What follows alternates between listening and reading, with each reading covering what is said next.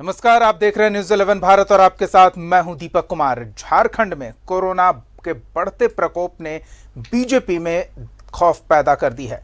BJP कार्यालय में lockdown लागू कर दिया गया है और भवन में ताला लटका हुआ है।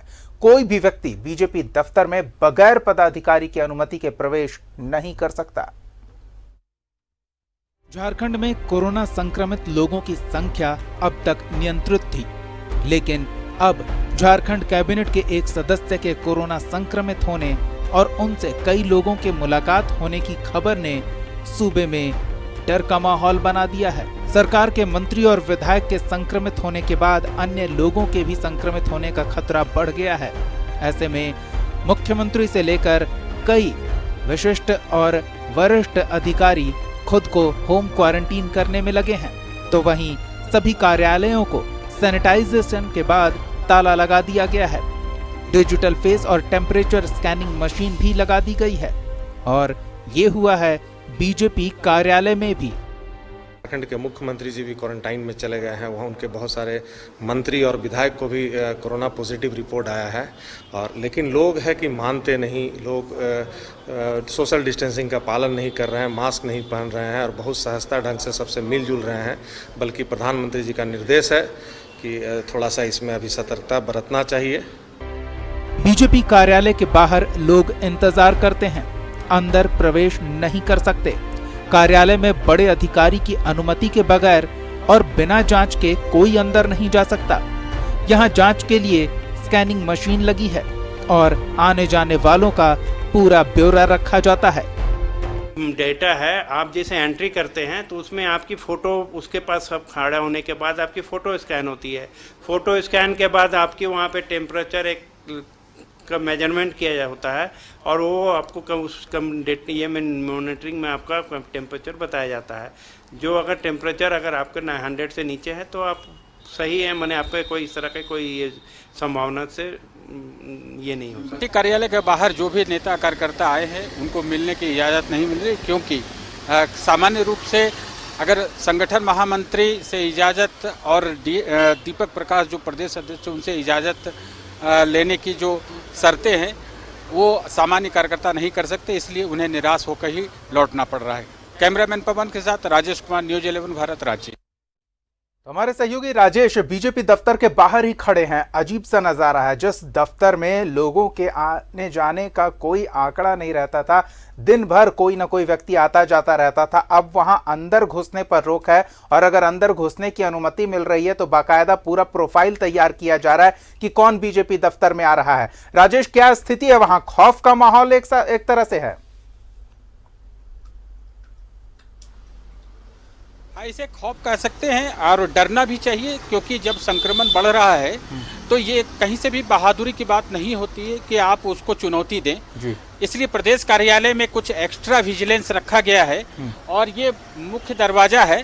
2 दरवाजे हैं, एक मेन गेट है, वहाँ भी तालाबंदी है, यहाँ है दूसरा गेट है, उसमें भी तालाबंदी है। कोई इसके अंदर प्रवेश नहीं कर पाता क्योंकि ताला लगा हुआ है।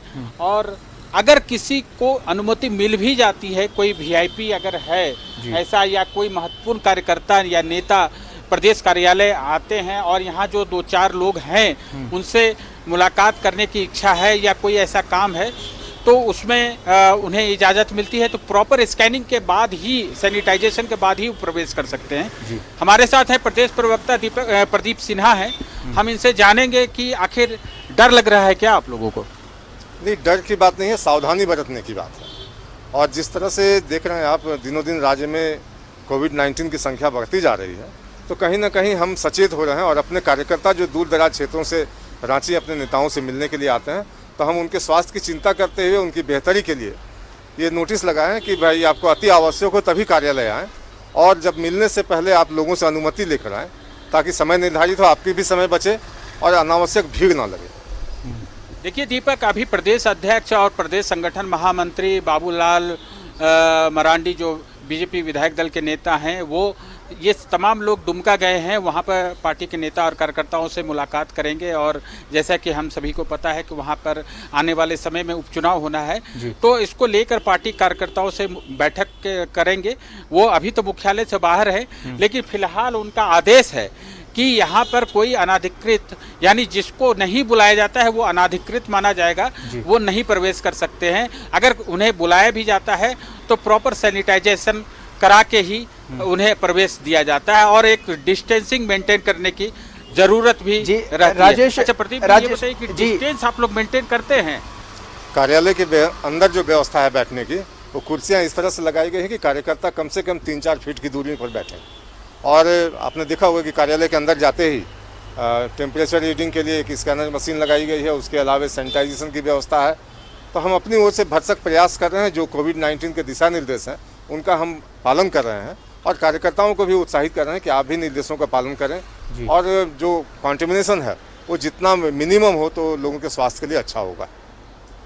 जी राजेश, ये जो संकट बढ़ रहा है, हम चाहेंगे कि आप अपने साथ में मौजूद बीजेपी नेता से आग्रह कर लें कि वो अपना मुंह ढक लें, क्योंकि मुंह से अगर संक्रमण फैलता है तो वो कुछ कणों से फैलता है, तो अगर मुंह ढक के बातचीत करें तो ज्यादा बेहतर होगा हम लोग के साथ।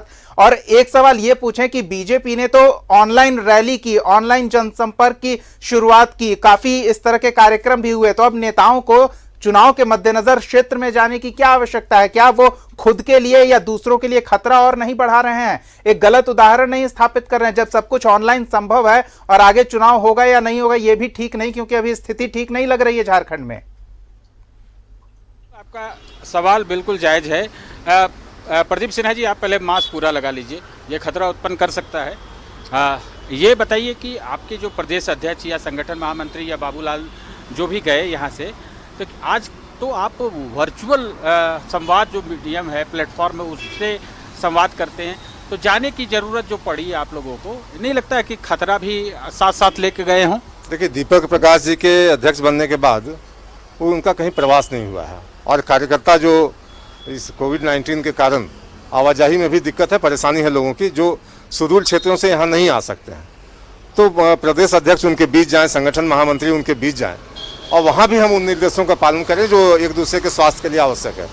तो कार्यकर्ताओं को एक मौका है कि अपने अध्यक्ष के सामने, अपने महामंत्री संगठन के सामने, नेता प्रतिपक्ष के सामने अपनी बातें रख सकें और संगठन के जो चुनाव के मुद्दे हैं आगामी आने वाले दिनों में या फिर चुनौतियाँ हमारे समक्ष हैं, खासकर राज्य सरकार के जो फेल्योर्स हैं उसको जनता के समक्ष लाने के लिए इतना आवश्यक था कि ये वर्चुअल मीडियम से नहीं हो सकता था, लेकिन जाकर ही देखना था। वर्चुअल रैली के माध्यम से हमने कार्यकर्ताओं को अपना संदेश दे दिया, लेकिन एक मैन टू मैन कांटेक्ट, सामने सामने बैठकर बातचीत करने का अलग महत्व होता है।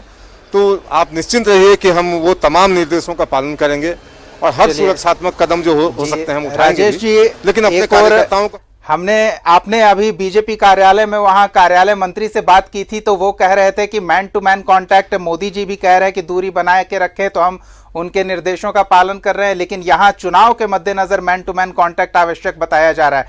बहरहाल हम उम्मीद करेंगे कि तमाम दिशा निर्देशों का कोरोना संक्रमण से सुरक्षित रहने के लिए जो आवश्यक है उसका पालन करें बीजेपी के नेता जो क्षेत्र में जा रहे हैं। फिलहाल राजेश, बहुत बहुत धन्यवाद इन तमाम जानकारियों के लिए और बीजेपी कार्यालय के बाहर से इस सीधी कवरेज के लिए।